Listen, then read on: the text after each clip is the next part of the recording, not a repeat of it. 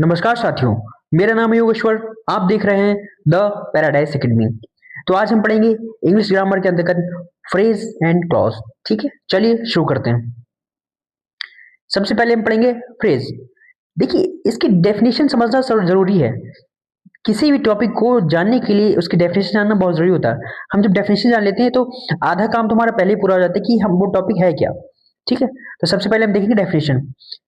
Phrases शब्दों का समूह होता है जो पूरी बात पूरी नहीं करता, क्योंकि इसमें सब्जेक्ट या फाइनाइट वर्ब जो आपका होता है वो नहीं होता है। ठीक है, चलिए एग्जांपल देखते हैं। एग्जांपल है आपका in the morning, in the morning, in the morning, very beautiful. इसमें क्या होता है, इसमें आपको सब्जेक्ट नहीं दिया गया है, इसमें सब्जेक्ट नहीं दिया गया ना, इसमें आपका जो वर्ब होता है फाइनाइट वर्ब वो दी गई हुई है। तो ये क्या होता है, ये बात को पूरा नहीं कर पाता, ये बात को पूरा नहीं कर पाता है, इसीलिए ये हमारा क्या कहलाता है, ये फ्रेज कहलाता है। ठीक, टाइप्स ऑफ फ्रेज, फ्रेज के प्रकार। इसके ये प्रकार होते हैं, इनके प्रकार की टाइप्स के जो टाइप्स होते हैं उसके जो रूल्स होते हैं उन पर हम चर्चा करेंगे। देखिए, सबसे पहले noun.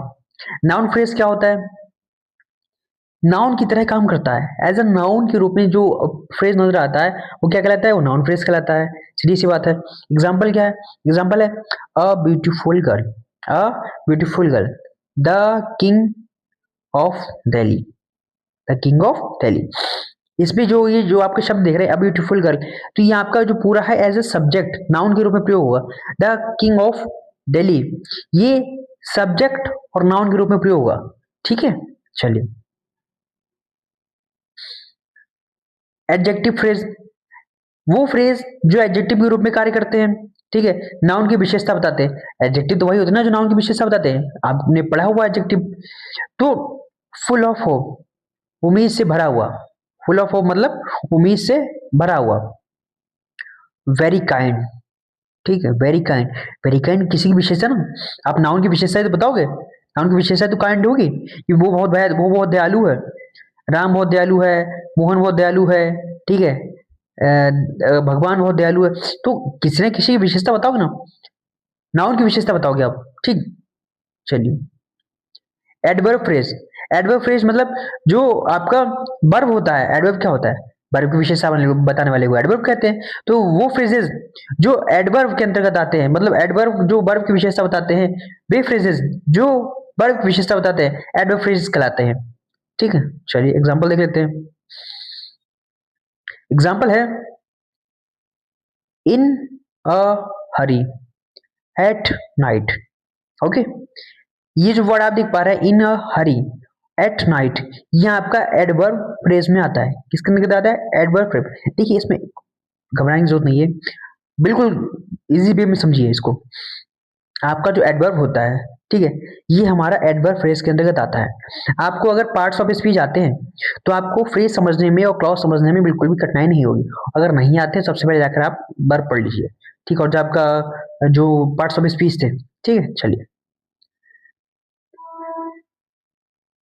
Prepositional phrase. Prepositional phrase plus object. Prepositional जो फ्रेज होता है आपका वो किसके साथ आता है, ऑब्जेक्ट के साथ आता है। ठीक, जैसे in the room, on the table, ये पूरा जो आप देख पा रहे हैं ये टेबल है, रूम है, आपका ऑब्जेक्ट है। इन द प्रीपोजिशन है, ऑन आपका क्या है, ऑन आपका प्रीपोजिशन है। ठीक है, और इन आपका प्रीपोजिशन है। द रूम और द टेबल आपका क्या है, ऑब्जेक्ट है, ये ऑब्जेक्ट के साथ आता है। ठीक है, अब देखते हैं क्लॉज। क्लॉज की डेफिनेशन। क्लॉज क्या है, क्लॉज, क्लॉज शब्दों का समूह होता है। क्लॉज क्या होता है, शब्दों का समूह होता है जिसमें सब्जेक्ट, जिसमें सब्जेक्ट है और ऑफेंटिव वर्ब दोनों होते हैं। हमारे जबकि अभी जो हम पढ़ रहे थे उसमें क्या था, आपका जो फ्रेज था, फ्रेज में क्या था, सब्जेक्ट और फाइनाइट वर्ब जो थी वो नहीं होता है। तो उसका ये क्या है कि अपोजिट है, क्लॉज उसका अपोजिट है। ठीक, एग्जाम्पल देखिए। एग्जाम्पल है आपका who is honest, who is honest. अब देखिए, इसमें आपका हु आ रहा है ना, हु इज ऑनेस्ट, कौन ईमानदार है, कौन ईमानदार है। तो इसमें हमारा सब्जेक्ट आया ना, who is honest, finite verb हमारी आई है हु इज ऑनेस्ट। ठीक है। Types of close, types of clauses, जो क्लॉजेस होते हैं उसके प्रकार हम देखते हैं। सबसे पहला प्रकार दिया गया है आपका प्रिंसिपल, प्रिंसिपल या मेन क्लॉज, ठीक है, अपने आप पूरा अर्थ देता है। ये जो आपका इस जो टाइप है क्लॉज का, जो टाइप है प्रिंसिपल मेन क्लॉज, जो टाइप आपका है, ये आपका क्या होता है, इसमें जो सेंटेंस होता है, जो वाक्य होता है, वो पूरा अर्थ देता है, अधूरा नहीं होता है। जैसे हमारा क्लॉज में था, सॉरी वो फ्रेज में था, फ्रेज में था अधूरा था, इसमें अधूरा नहीं होता, इसमें पूरा होता है। देखिए सेंटेंस आपको दिया गया, आई नो द ट्रुथ, मैं सच जानता हूं, आई नो द ट्रुथ, मैं सच जानता हूं। तो ये जो वाक्य आप देख रहे हैं हिंदी में भी और अंग्रेजी में दोनों तरीके से वाक्य आपका क्या है, ये पूरा वाक्य है, कहीं पर से भी अधूरा नहीं है, ठीक है। इसमें सब्जेक्ट भी है आपका और इसमें आपका ऑब्जेक्ट भी है, वर्ब भी है, ठीक है, ये पूरा सब्जेक्ट है। सबऑर्डिनेट क्लॉज, सबऑर्डिनेट क्लॉज मुख्य क्लॉज पर निर्भर करता है, मतलब जो मेन क्लॉज हमारा होगा उस क्लॉज पर डिपेंड करेगा, क्या करेगा, जो डिपेंड होता है वो हमारे क्या कहलाता है, सबऑर्डिनेट क्लॉज कहलाता है, ठीक है। चलिए नाउन क्लॉज, नाउन क्लॉज क्या है, नाउन का काम करता है, ठीक है, जो नाउन का काम करता है, नाउन क्लॉज के लिए सीधी सी बात है भाई।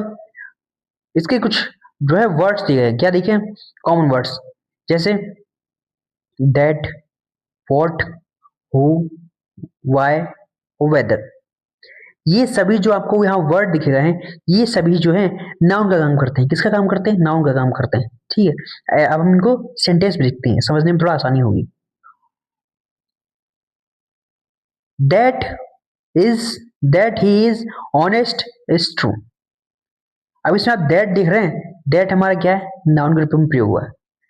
He is honest is true, okay, ये हमारा हो गया सेंटेंस।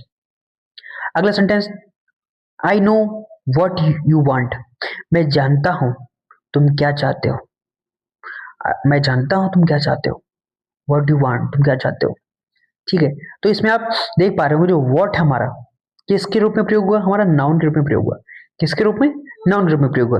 तो जहां भी आपका क्लॉज जो शब्द होते हैं, अगर सेंटेंस में आपका क्लॉज शब्द नाउन के रूप में प्रयोग होते हैं तो वो हमारा क्या कहलाएगा, वो हमारा कहलाएगा आपका नाउन क्लॉज, ठीक। चलिए एडजेक्टिव क्लॉज, एडजेक्टिव क्लॉज सीधी सी बात है, नाउन की विशेषता बताने वाले, यानी वे शब्द या वे क्लॉज शब्द जो नाउन की विशेषता बताते हैं वो क्या कहलाएंगे, एडजेक्टिव क्लॉज कहलाएंगे, ठीक। कॉमन वर्ड्स भी यहाँ पर दिए गए हैं, आप समझ सकते हैं इससे, who, which, that, whose, whom, ये वर्ड्स आपका जो है अगर आते हैं तो आप समझ सकते हैं इससे कि वो आपका एडजेक्टिव क्लॉज है, ठीक। चलिए एग्जाम्पल देख लेते हैं। एग्जाम्पल, एग्जाम्पल है आपका the boy who is honest is my friend, the boy वह लड़का, हु जो, इज है, ऑनेस्ट ईमानदार, इज माई फ्रेंड है मेरा दोस्त, वह लड़का जो ईमानदार है वह मेरा दोस्त है। अब इसमें जो आपका हु आ रहा है वो किसके रूप में आ रहा है, वो विशेषता बता रहा है, किसकी, दोस्त की। वह लड़का जो, वह लड़का जो ईमानदार है वह, ठीक है, ये देखिए ऑनेस्ट, वह लड़का जो ईमानदार है, कौन सा लड़का, ईमानदार है, लड़का तो कहीं है, दोस्त भी कहीं है, लेकिन वो जो ईमानदार है तो वो क्या कहलाएगा, एडजेक्टिव क्लॉज कहलाएगा, ठीक। चलिए एडवर्ब क्लॉज, एडवर्ब क्लॉज समझाने की जरूरत नहीं है, आपको एडवर्ब पता है तो आप एडवर्ब क्लॉज समझ जाओगे, ठीक है, इससे कोई अलग नहीं होता है। एडवर्ब आता है, एडवर्ब क्लॉज देख लीजिए, समय, कारण, शर्त आदि, उद्देश्य आदि बताता है। जैसे इसके जो वर्ड्स है व्हेन, बिकॉज, इफ, ऑल्दो और सिंस, ये वर्ड्स आपके क्या होते हैं, ये आपका कहाँ आते हैं, ये एडवर्ब क्लॉज के अंतर्गत आते हैं सेंटेंस में, ठीक। चलिए एग्जांपल देखिए, एग्जांपल है आपका I will come when you call me, I will come when you call मी, मैं आई विल कम, मैं आऊंगा, व्हेन जब, यू कॉल मी जब तुम मुझे कॉल करोगे, जब तुम कॉल करोगे, ठीक है, कॉल भी जब तुम मुझे कॉल करोगे। तो इसमें आप देख पा रहे होंगे कि जो आपका व्हेन है वो क्या है, वो आपका विशेषता बता रहा है। किसकी बता रहा है? एडवर्ब, जो वर्ब की विशेषता है वो बता रहा है। तो एडवर्ब, यही हमारा एडवर्ब है, ठीक है, यही एडवर्ब क्लॉज है, ठीक है। चलिए, फ्रेज वर्सेस क्लॉज, अंतर जान लीजिए। अंतर क्या है इसमें? देखिए, फ्रेज में आपका नो सब्जेक्ट प्लस वर्ब होता है, ठीक है, इसलिए हमारा ये सेंटेंस जो है फ्रेज में हमारा क्या रहता है? अधूरा रहता है। इसमें हमारा जो है सेंटेंस अधूरा रहता है।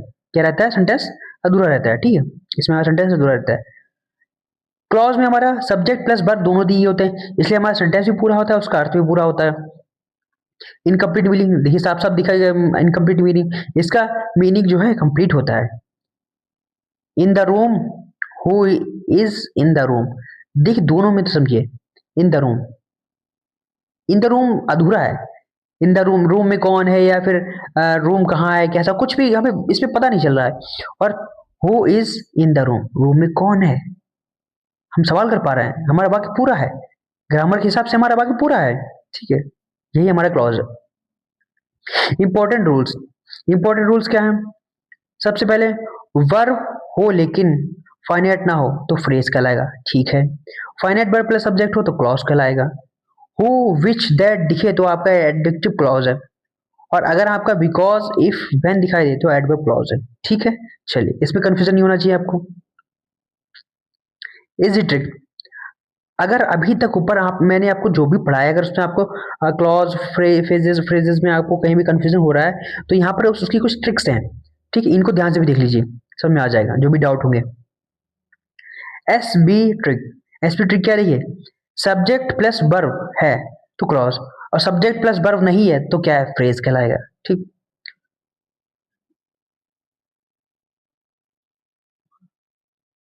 देखिए रीजन, ये छूट गया हमारा, हाँ। डब्ल्यू स्ट्रिक, डब्ल्यू स्ट्रिक क्या है?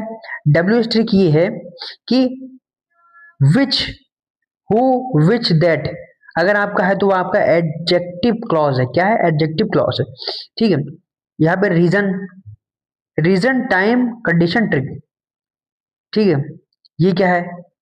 बिकॉज, वेन, इफ, अगर आपका आता है, ठीक है, कहाँ आता है? सेंटेंस में आता है, तो आपका वो कहलाएगा एडवर्ब क्लॉज का, क्या कहलाएगा? एडवर्ब क्लॉज कहलाएगा, ठीक। एग्जाम टिप्स, एग्जाम टिप्स देख लेते हैं। एग्जाम टिप्स, पहले फाइनाइट वर्ब ढूंढो, ठीक है, अगर है तो आपका क्या कहलाएगा? अगर आपका फाइनाइट वर्ब है तो आपका कहलाएगा, वो आपका क्लॉज कहलाएगा, और नहीं है तो आपका फ्रेज कहलाएगा, ठीक है। सब्जेक्ट दिखे या ना दिखे चेक करो, ठीक है, अगर सब्जेक्ट नहीं है तो आपका फ्रेज कहलाएगा, और दिख रहा अगर उसमें है तो आपका क्लॉज, क्लॉज कहलाएगा। क्लॉज का फंक्शन पहचानो, नाउन, एडजेक्टिव या एडवर्ब। फ्रेज को क्लॉज से कंफ्यूज मत करो, दोनों में अंतर है। फ्रेज आपका अधूरा वाक्य होता है और क्लॉज में आपका पूरा वाक्य होता है। एमसीक्यू में एक कनेक्टर वर्ड पर ध्यान दो, ठीक है, जो वर्ड जोड़ता है दो सेंटेंसेस को। One line revision, one line revision, phrase, अगर आपको जो फ्रेज है no subject plus verb, clause है no, sorry, subject plus verb, ये मैं हम डिस्कस कर चुके हैं इस पे, ठीक है। अगर आपका सब्जेक्ट नहीं है और वर्ब है तो आपका क्या कहलाएगा? फ्रेज कहलाएगा। सब्जेक्ट है और वर्ब भी है तो आप क्लॉज कहलाएगा। अगर मैं सीधी भाषा में समझाऊं तो अगर आपका वाक्य पूरा है, ठीक है, उसमें सब्जेक्ट भी है, वर्ब भी है, ऑब्जेक्ट भी है, तो आपका क्या कहलाएगा? वो आपका कहलाएगा क्लॉज। और आपका अधूरा है तो क्या कहलाएगा? फ्रेज कहलाएगा, ठीक है। बस, चलिए आज के लिए इतना ही। अगर क्लॉज और फ्रेजेस से आपसे आपका कोई भी प्रश्न है, ऐसा कुछ भी टॉपिक है इसमें, ऐसा कोई ट्रिक है, ऐसी कोई जो आपका, जितने भी हमने इसके प्रकार पढ़े उनमें कुछ भी ऐसा रह गया जो आपको समझ में नहीं आया, या कोई भी आपका डाउट रह गया है, तो आपने सवाल कमेंट कीजिए, ठीक है। मिलते हैं नेक्स्ट वीडियो में एक अन्य टॉपिक के साथ। आज के लिए इतना है, चलिए ठीक है।